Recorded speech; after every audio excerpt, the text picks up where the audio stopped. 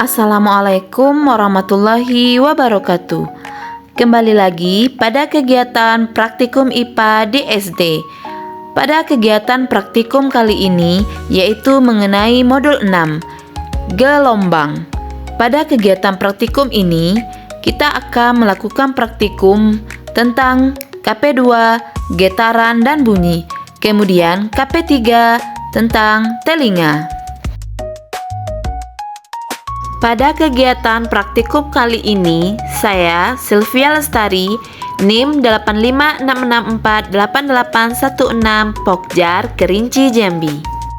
Praktikum yang pertama yaitu getaran dan bunyi.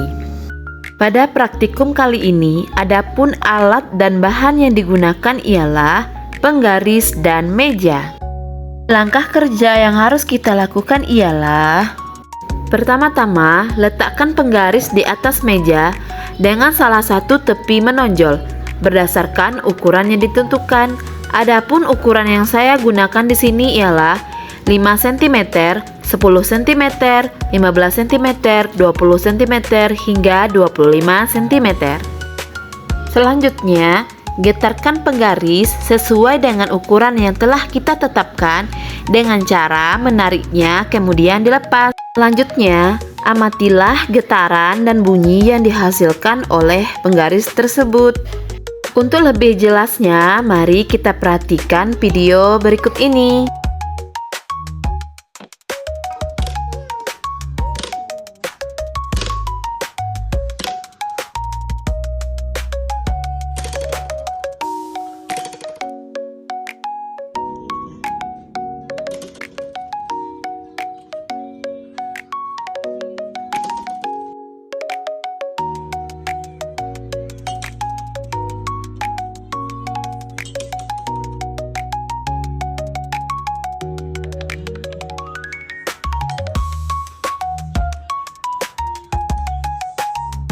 Berdasarkan hasil dari kegiatan praktikum kita, adapun kesimpulannya ialah: pertama, bunyi ditimbulkan akibat adanya getaran, di mana kita menarik penggaris sehingga mengakibatkan getaran dan menimbulkan bunyi.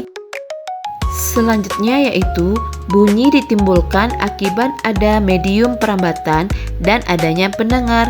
Medium perambatan di sini ialah udara dan penggaris, dan pendengar di sini ialah pengamat. Selanjutnya, bunyi merambat dalam bentuk gelombang dengan bantuan media perambatan. Gelombang pada bunyi adalah sebuah getaran. Praktikum selanjutnya yaitu telinga. Kepekaan indera pendengar manusia. Adapun alat dan bahan ialah mangkok, sendok makan, kain penutup mata, dan kapas. Sekarang kita perhatikan percobaan yang akan saya lakukan.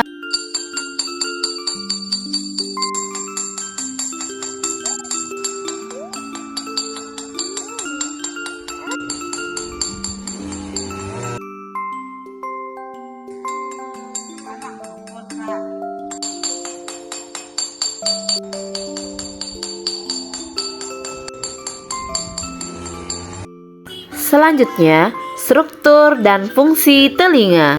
Alat dan bahan ialah gambar struktur alat pendengaran manusia, lembar pengamatan, dan alat tulis. Baiklah, di sini saya akan menjelaskan tentang fungsi struktur alat pendengaran manusia. Pertama, yaitu ada daun telinga. Fungsinya menangkap gelombang suara dari lingkungan dan mengarahkan ke saluran telinga.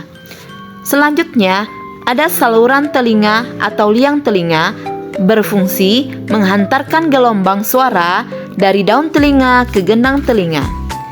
Kemudian selanjutnya tulang martil. Tulang martil ini berfungsi meneruskan getaran suara dari gendang telinga ke tulang landasan.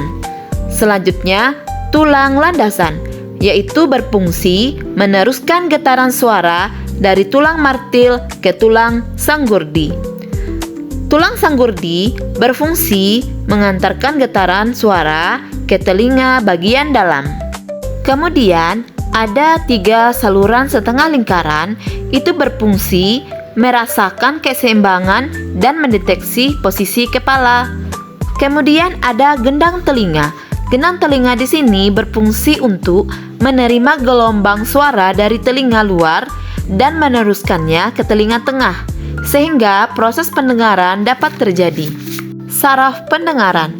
Saraf pendengaran ini berfungsi menyalurkan sinyal suara dari telinga bagian dalam menuju otak. Kemudian rumah sifut. Rumah sifut berfungsi mengubah gelombang suara menjadi sinyal listrik yang dapat ditafsirkan oleh otak. Yang terakhir, saluran Eustachius berfungsi melindungi telinga tengah dari patogen, menjaga tekanan udara di telinga tengah sama dengan tekanan lingkungan, dan membantu mengeluarkan sekresi dari telinga tengah. Selanjutnya, mekanisme transmisi pendengaran. Di sini saya akan menjelaskan peristiwa transmisi pendengaran berdasarkan nomor pada gambar sebagai berikut. Yang pertama, gendang pendengaran atau membran timpani, yaitu getaran suara dari luar masuk ke telinga dan menggetarkan gendang pendengaran. Yang kedua, tulang-tulang pendengaran atau malleus incus stapes, yaitu getaran dari gendang pendengar diteruskan ke tulang-tulang pendengar. Tulang malleus menerima getaran dari gendang telinga dan meneruskannya ke incus. Kemudian incus meneruskan getaran ke stapes. Stapes, tulang terkecil di tubuh, mentransmisikan getaran ke jendela opal. Selanjutnya, jendela oval, di mana getaran dari tulang sanggurdi diteruskan ke jendela oval yang merupakan pintu masuk ke koklea. Selanjutnya, dari koklea, getaran dari jendela oval masuk ke koklea menyebabkan cairan di dalam koklea bergerak. Pergerakan cairan ini merangsang sel-sel rambut sensoris di dalam koklea. Sel-sel rambut ini mengubah getaran menjadi sinyal listrik yang dikirim ke otak melalui saraf sensorik. Dari ujung saraf sensoris, sinyal listrik dari sel rambut sensoris di koklea dikirim ke otak melalui saraf sensoris, di mana sinyal tersebut diinterpretasikan sebagai suara. Demikianlah penjelasan dari saya. Terima kasih. Wassalamualaikum warahmatullahi wabarakatuh.